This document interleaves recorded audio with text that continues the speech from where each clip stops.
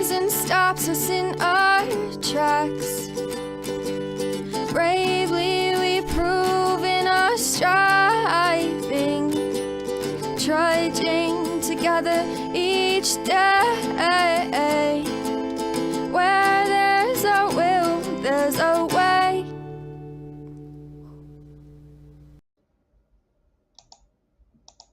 Good morning, everyone. Hope you're having a good day. It's Wednesday. We're halfway through the week. It's almost noon, so we're almost halfway through the day, too.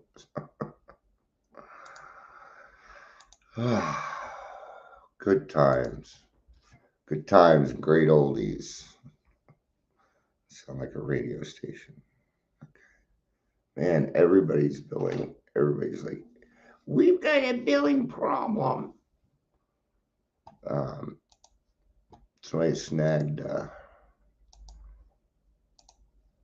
somebody tried to use our card or some kind of charge or whatever for $0. So we had to get a new card. So now all the billing's like, within day, it notices within days. I have all sorts of emails, and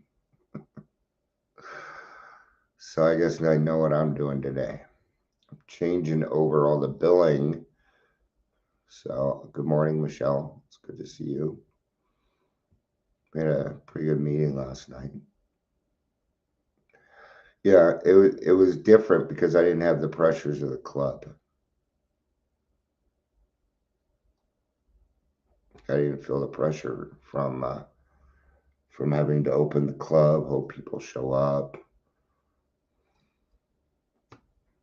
So I don't know. I want to make a difference, but I don't know that I want to continue doing it at my expense. That makes sense. So these are my new LED lights. I'm going to be putting these up. I thought I'd get some more color in here. And then I have a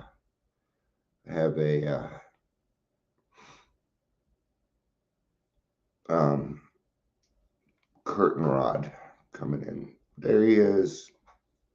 Morning, Ronan. There's Ronan. Ronan wants the window open. So open. Old Mervin's commercial. What are you doing? No, I don't want your butt on me. Thanks. So we're past the 3-minute mark. Let's go ahead and do introductions. Welcome to the Daily Trudge. My name is Dion. I'm going to be your host. If you're here, please say hello, whether you're watching the live or the rewatch. Hello, kitty. How are you? Here comes the other ones. Here comes the other kitties. All right. There's a reading for today. Something tells me we gotta go to the big book. Or maybe it's the 12 by 12, because we're talking about the 12 step here.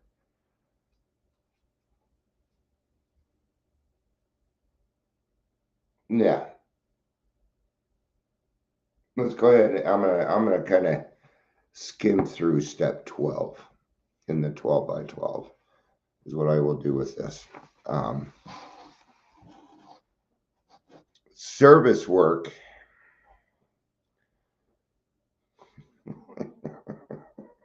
Hey, graduate.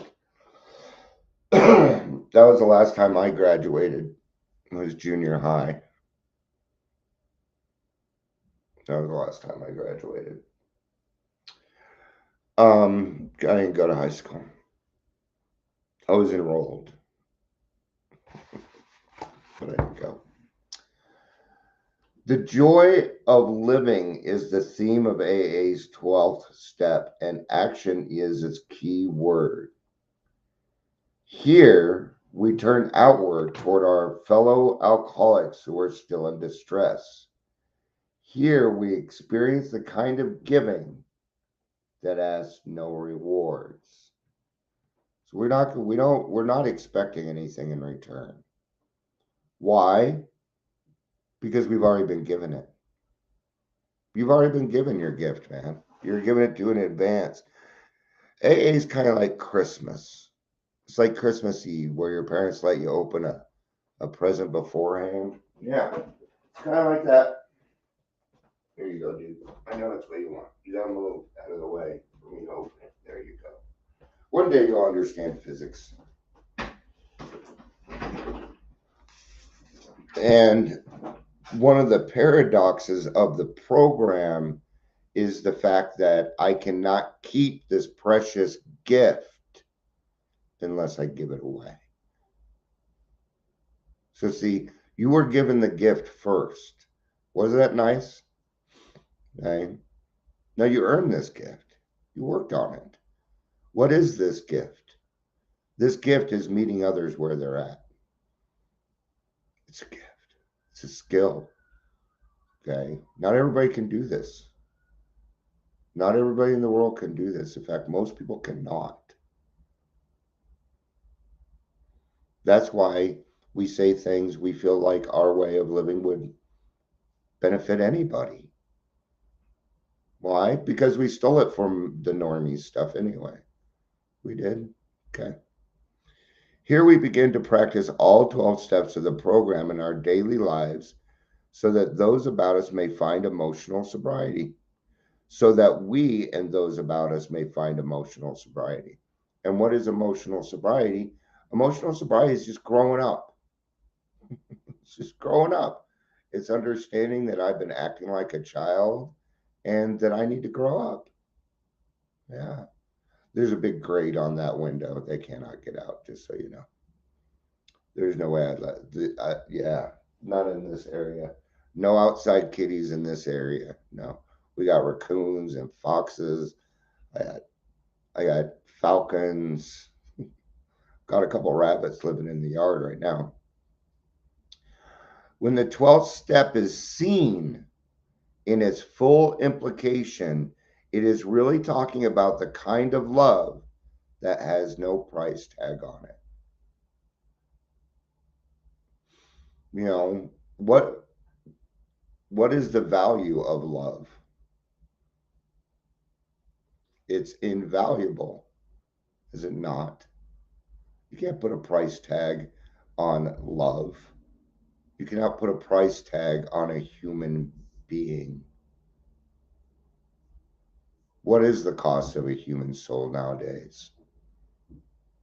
Seems to be about $5,000 to the treatment world. No, I'm not kidding. That's not a joke.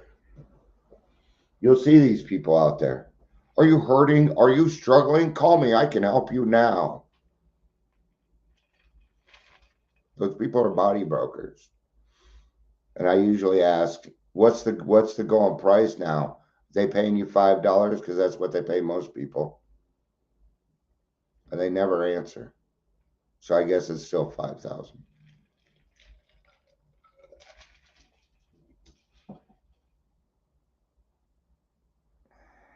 It's big money. You get two people in one day, you made $10,000 that day. Now put that in front of an unhealed alcoholic who thinks he's found his way. Yeah, so easy to manipulate. They think they're doing the right thing, but they're just being manipulated. And that's where we need to come in. See, we have the right way. I'm going to tell you, doing it the right way it's going to be arduous. People are going to have contention. They're going to throw slop your way. Okay. You just have to keep moving forward. Right? It's what I'm doing today. I'm moving forward. I have to have a move forward today. Something's going to be accomplished. It may not have anything to do with recovery, but something is going to get accomplished. How do I know? Because my wife and I are ass kickers this week. Catch me in a half an hour. I'll probably be taking a nap. Our 12th step also says that as a result of practicing all the steps, we have found something called a spiritual awakening. Yeah. Awake. I'm finally awake. Not woke. No. I don't understand the whole woke thing. But I do see the world for what it is now. Because I can see me for what I am now. No. I know how dangerous I am. I know how much evil I can do in this world. And I don't do it. I reel it back.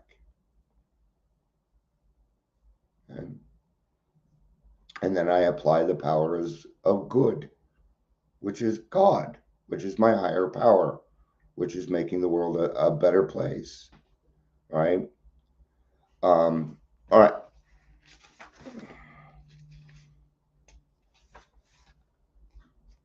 Let's go with Big Book, working with others. And let's cover the 12 step promises.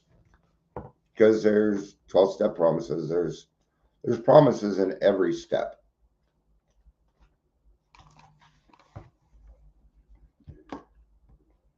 Practical experience shows that nothing will so much ensure immunity from drinking as intensive work with other alcoholics. It works when other activities fail. All right. I'm going to use Bill W. as an example here. He was in Ohio on business, and his business had fallen through. He was not doing well. His depression was coming back. He was 6 months sober. He had not managed to keep anybody else sober during this time. He wasn't able to get anybody sober, and he had a choice. He could. There goes the camera again. And he had a choice, right? He could either walk into the ballroom or the bar room and have a drink, or the other thing that he saw was a church directory. And what he did is he called this church directory, found another alcoholic to work on, and that alcoholic was Dr. Bob. Okay? If he would have went into that bar room, you and I would not be here. That is nothing but a fucking miracle. Okay? A transformation. He made a decision. Now, if he followed the tenets of what people suggest in AA today, which would be write a gratitude list, we wouldn't be here. No, practical experience shows that nothing so much ensures immunity from drinking, self-pity, depression, PTSD, and all this other trauma bullshit that you go through than intensive work with other alcoholics. It works when other activities fail. So don't go to the other activities first.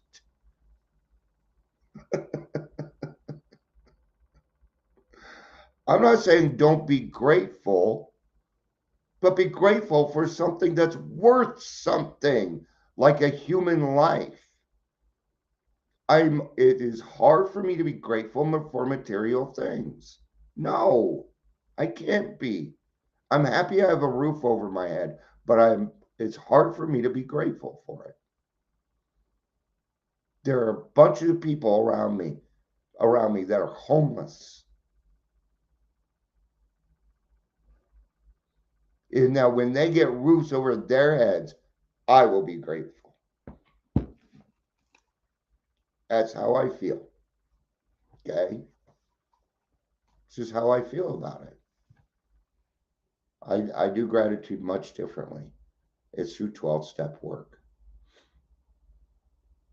This is our 12th suggestion. Carry this message to other alcoholics. You can help when no one else can. You can secure their confidence when others fail. Remember, they are very ill. Yeah, just remember they're very ill. This is what I do. That's me. That's me. Yeah. Man, I was up to 5 people. I thought people were going to stick around. I can't count on that fucking number anyway. And I think Ingrid had to leave and blah, blah, blah. Blah, blah, blah. Doesn't matter. I'm just glad people are here. So life will take on new meaning to watch people recover, to see them help others, to watch loneliness vanish, to see a fellowship grow up about you, to have a host of friends. This is an experience you must not miss. We know you will not want to miss it. Frequent contact with newcomers and with each other is the bright spot of our lives. I do a little kitty check. You find yourself. I can watch cats play for hours. All right. This is so, and this is why I keep, I know there's not many people that are going to the club or whatever, but see, when I talk about this is an experience you must not miss. And that's what I'm trying to do with the club. See, when you go to an in-person meeting, it's a little different. When there's family involved, you know, the meeting last night, a friend and a person had brought up, and they said, I've really been thinking about the security a lot more in this meeting because it's family oriented.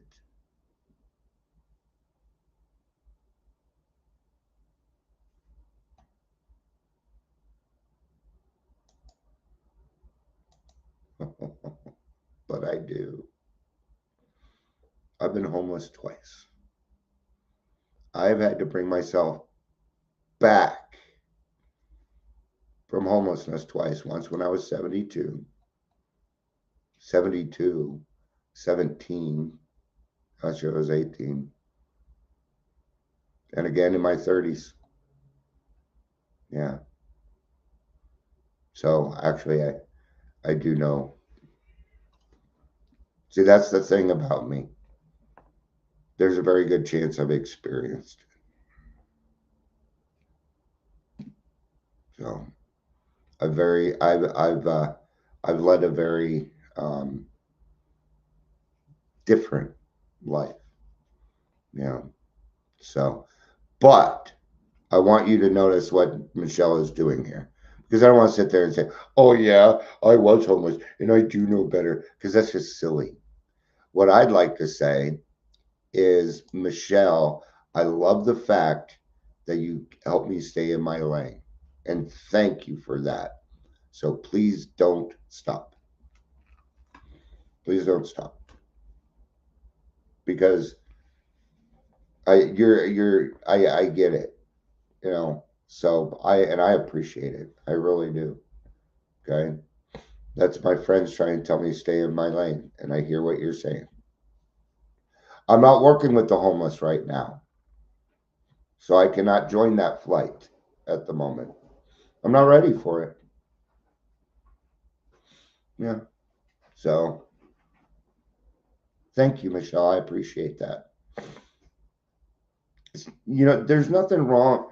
You know, it's the only way that's why I don't like it when people are rude to other people because they're naive. It's the only way we're gonna find out is by opening our mouth, by asking silly questions. I ask questions all the time. So, I'm trying to get to something here. So, in the book, try to get the part where they talk about. Um, okay, here's a good part. It is not a matter of giving that is in question, but when and how to give. That often makes a difference between failure and success. The minute we put our work on a service plane, the alcoholic commences to rely upon our assistance rather than upon God. Okay, so this is why I don't like the clinical side. I don't like the clinical being involved too soon. Okay, because the professional side, if I'm working as a recovery coach, I'm not really talking about God. I'm not really talking about God. That's not part of a recovery coach. As a recovery coach, I'm supposed to find out their needs and get the resources. It has nothing else to do with anything else. That's it. That's what I'm supposed to do. So as a recovery coach or as that person, okay? Now that person is paying and they come to rely upon it, and they're relying upon another person. And this will not work. This is where therapists can be dangerous. Yeah. Okay.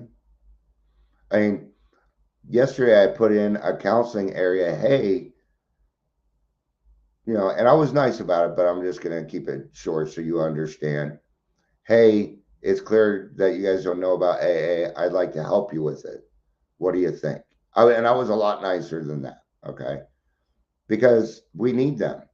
And I put that in there. I'm like, we need you. And I think we fucked up, because I do. I think recovery coaching and as members of AA, we screwed up some things. But it's not too late. We can repair these things. It can be done. You bet. Okay. But it can't be done without the people in AA. Okay. And this is where it gets arduous for me. I'm trying to convince normies about one thing, and I'm trying to convince alcoholics, recovered alcoholics, on another thing. And it doesn't always hit. Sometimes I offend and things like that.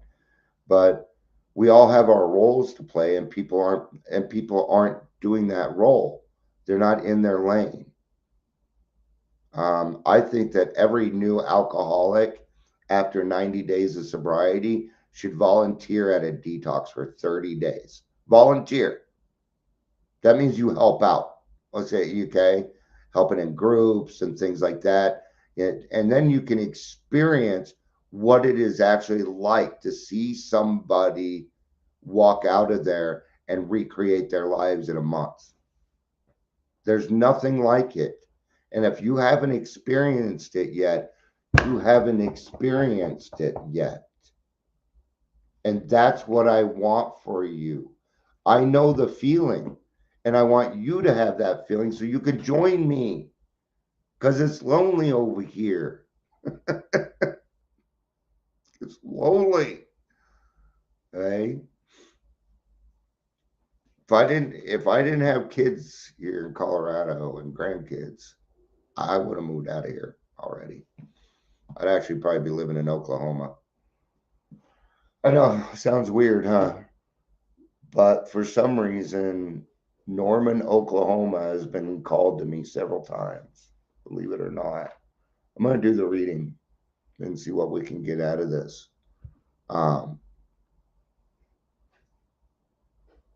May 22nd, and this is out of A Day at a Time. This is Hazelden literature. I'm a big fan of Hazelden literature. So here we go. When I first listened to people in the program, when I first listened to people in the program talking freely and honestly about themselves, I was stunned. Come to a lecture.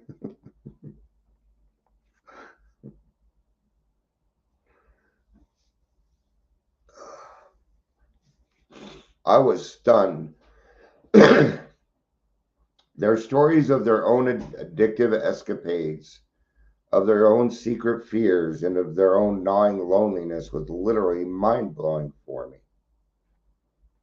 Well, once you're relieved of it, it's not hard to talk about it anymore. Excuse me. Because I'm not in the loneliness that I used to be. So it's not hard for me to talk about that.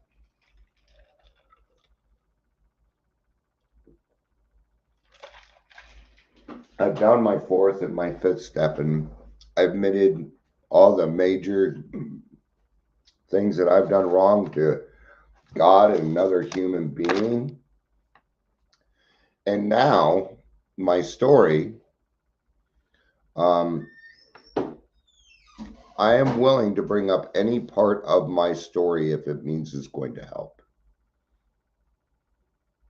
Right? Yeah. because I'm no longer shameful or embarrassed of it. So therefore, I can bring these into antidotes. I can laugh. Why not? It was silly behavior. Okay.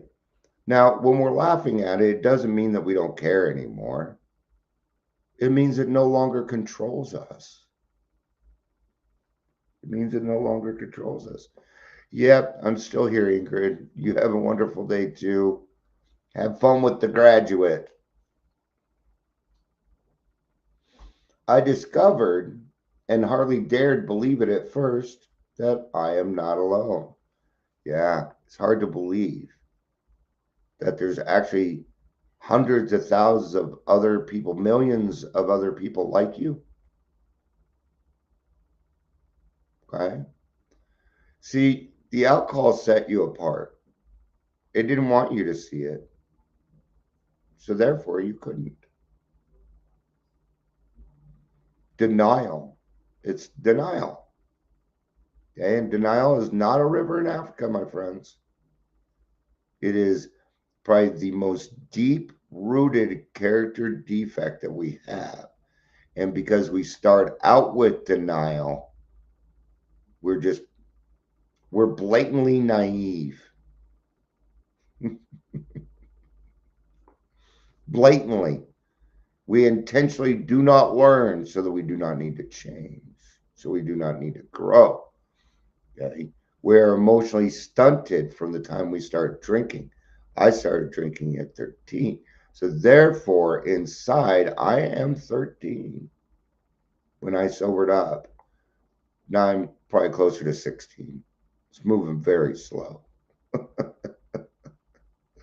There's parts of me that refuse to grow up. And this is the part that laughs. This is the part that has fun. See, we never had a childhood. We didn't get to have a childhood. I didn't have a childhood. I had to grow up at the age of 7, man. Yeah, I had to grow up at the age of 7. I was doing dishes. I was, you know, I grew up with a push mower. These kids today with their mowers, they have no idea.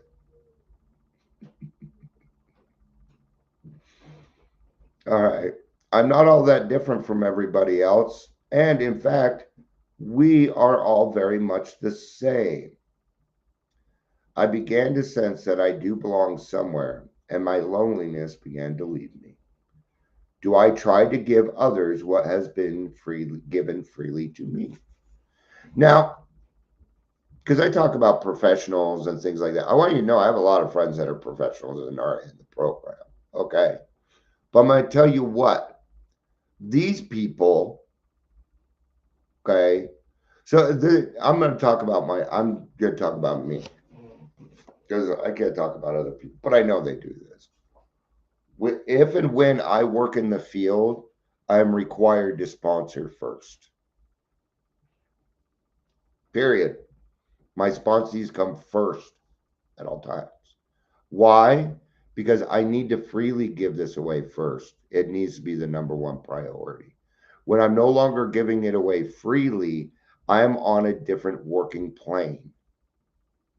It is no longer altruistic. It's no longer altruistic because there's money being exchanged. If I'm being paid, 25 bucks an hour to do something, there is a vested interest in this now. And it's different. At least it is for me. And that's how I tend to divide it up. But some of our best people, some of our best advocates are the people that went through a hard life, usually jail and stuff, and come out and get their shit together and then go and work in drug courts and stuff. Those are some of our best advocates, man. Those are the people keeping this shit alive. So good job.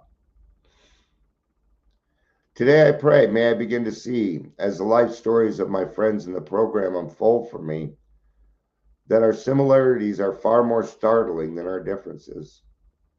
As I listen to their accounts of addiction and recovery, my experience often that small shock of recognition, hey, that's me, feeling that is quick to chase away my separateness. May I become a wholehearted member of the group, giving and taking in equal parts. Today I'll remember sameness, not differences. Would have been a good one for me yesterday, huh? Yeah, I do that quite often where I tend to compare and I can't do that. Comparing is different, right? Um, but we do. If we look for the similarities, as gosh, it's a lot easier to kind of hear also. Um, but you will find that the paradox in this program is the only way you can keep the precious gift that you have is by giving it away. And the more you give it away, the more you're going to get back. Believe it or not, it comes back tenfold in ways that you're not going to dream of. So, all right. Thank you, everybody, for being here. I appreciate it. I love you. Peace out. And